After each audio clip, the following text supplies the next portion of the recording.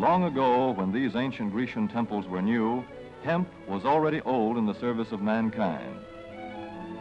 For thousands of years even then, this plant had been grown for cordage and coarse cloth in China and elsewhere in the East. For centuries prior to about 1850, all the ships that sailed the western seas were rigged with hempen rope and sails. For the sailor, no less than the hangman, hemp was indispensable.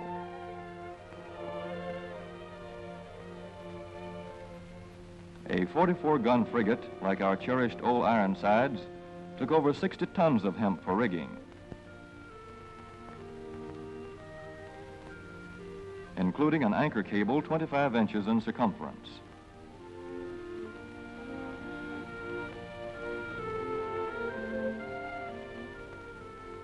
The Conestoga wagons and prairie schooners of pioneer days were covered with hempen canvas. Indeed, the very word canvas comes from the Arabic word for hemp. In those days, hemp was an important crop in Kentucky and Missouri. Then came cheaper imported fibers for cordage, like jute, sisal, and manila hemp, and the culture of hemp in America declined. But now, with Philippine and East Indian sources of hemp in the hands of the Japanese, and shipment of jute from India curtailed, American hemp must meet the needs of our Army and Navy as well as of our industries. In 1942, patriotic farmers at the government's request planted 36,000 acres of seed hemp, an increase of several thousand%. The goal for 1943 is 50,000 acres of seed hemp. In Kentucky, much of the seed hemp acreage is on river bottom land such as this, along the Kentucky River Gorge. Some of these fields are inaccessible except by boat. Thus, plans are afoot for a great expansion of the hemp industry as a part of the war program. This film is designed to tell farmers how to handle this ancient crop, now little known outside Kentucky and Wisconsin. This is hemp seed. Be careful how you use it. For to grow hemp legally, you must have a federal registration and tax stamp. This is provided for in your contract. Ask your AAA committeeman or your county agent about it. Don't forget, hemp demands a rich, well-drained soil such as is found here in the bluegrass region of Kentucky or in central Wisconsin.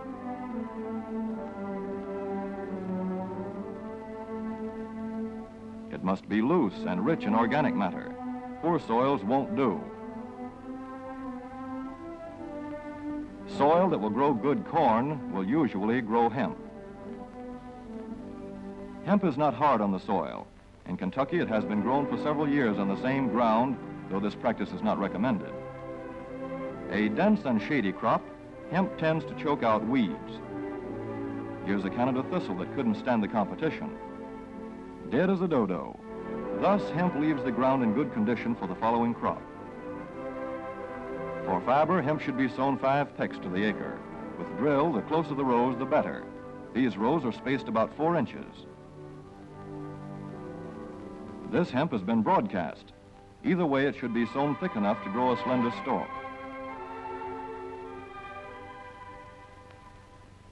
Here's an ideal stand. The right height to be harvested easily, thick enough to grow slender stalks that are easy to cut and process.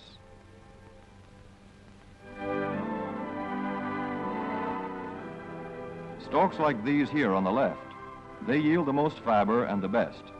Those on the right are too coarse and woody. For seed, hemp is planted in hills like corn, sometimes by hand. Hemp is a dioecious plant. The female flower is inconspicuous, but the male flower is easily spotted.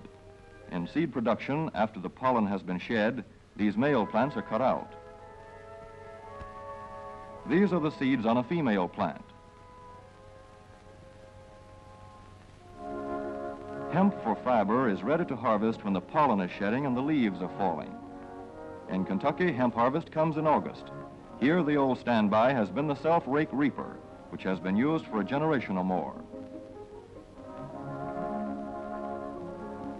Hemp grows so luxuriantly in Kentucky that harvesting is sometimes difficult, which may account for the popularity of the self-rake with its lateral stroke.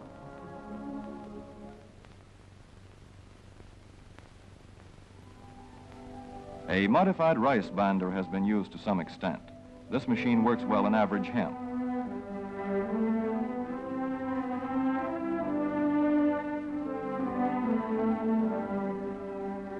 Recently, the improved hemp harvester, used for many years in Wisconsin, has been introduced in Kentucky. This machine spreads the hemp in a continuous swath. It is a far cry from this fast and efficient modern harvester to the Armstrong model of yore. But here's one kind of harvester, at least, that doesn't stall in the heaviest hemp. In Kentucky, hand cutting is practiced in opening fields for the machines.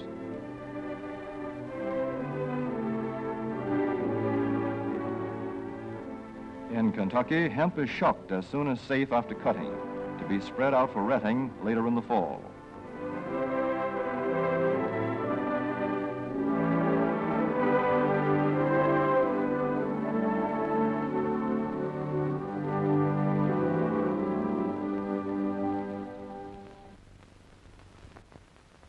In Wisconsin, hemp is harvested in September. Here, the hemp harvester with automatic spreader is standard equipment. Note how smoothly the rotating apron lays the swath preparatory to retting. Here it is a common and essential practice to leave headlands around hemp fields. These strips may be planted to other crops, preferably small grain. Thus, the harvester has room to make its first round without preparatory hand cutting. Here the machine is running over corn stubble. When the cutter bar is much shorter than the hemp is tall, overlapping occurs. Not so good for retting. The standard cut is 8 to 9 feet.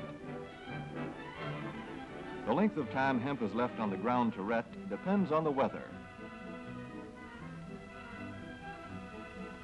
The swaths must be turned to get a uniform ret.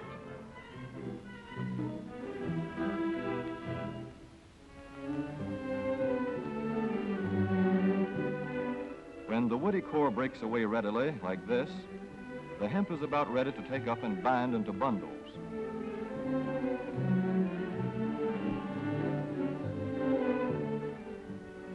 Well-retted hemp is light to dark gray. The fiber tends to pull away from the stalk.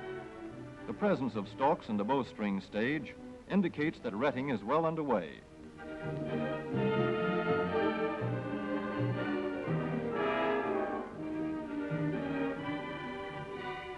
When hemp is short or tangled, or when the ground is too wet for machines, it is bound by hand. A wooden buck is used. Twine will do for tying, but the hemp itself makes a good band.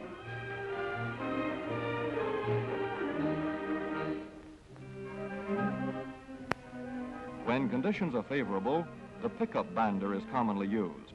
The swath should lie smooth and even with stalks parallel. The picker won't work well in tangled hemp.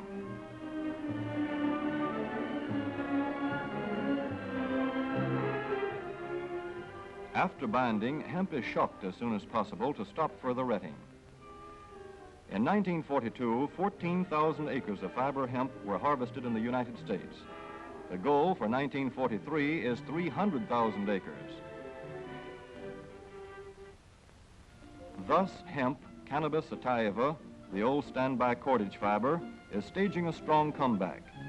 This is Kentucky hemp going into the dryer of a mill at Versailles.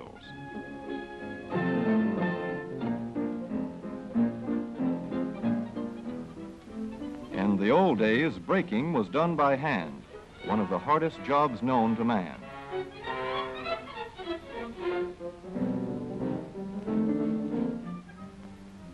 Now the power breaker makes quick work of it.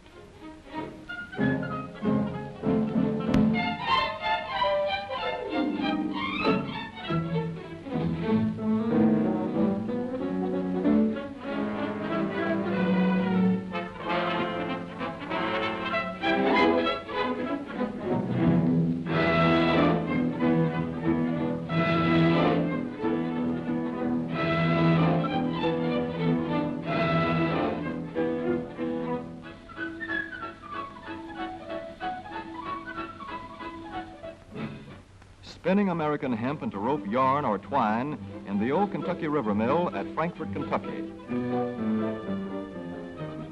Another pioneer plant that has been making cordage for more than a century.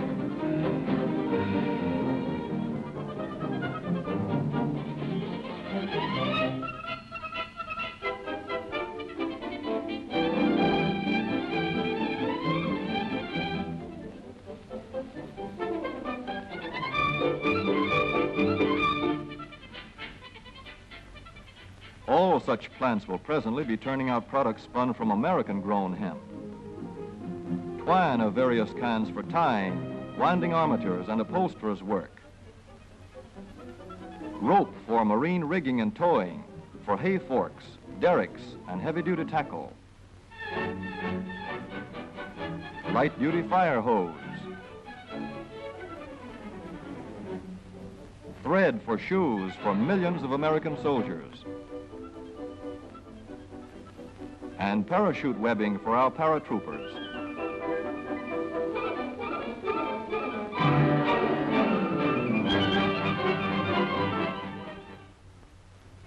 As for the United States Navy, every battleship requires 34,000 feet of rope, and other craft accordingly. So here in the Boston Navy Yard, where cables for frigates were made long ago, crews are now working night and day making cordage for the fleet. In the old days, rope yarn was spun by hand.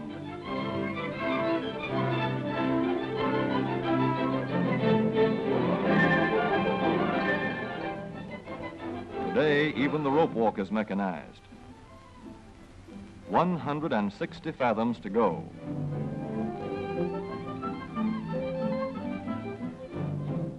The rope yarn feeds through holes in an iron plate.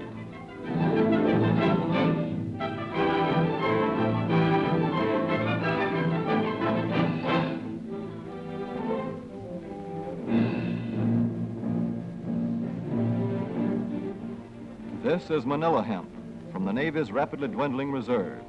When that is gone, American hemp will go on duty again. Hemp for mooring ships, hemp for tow lines.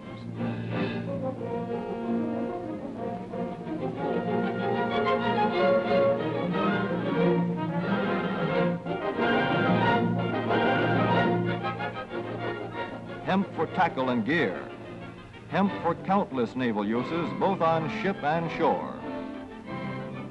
Just as in the days when old Ironside sailed the seas victorious, with her hempen shrouds and hempen sails.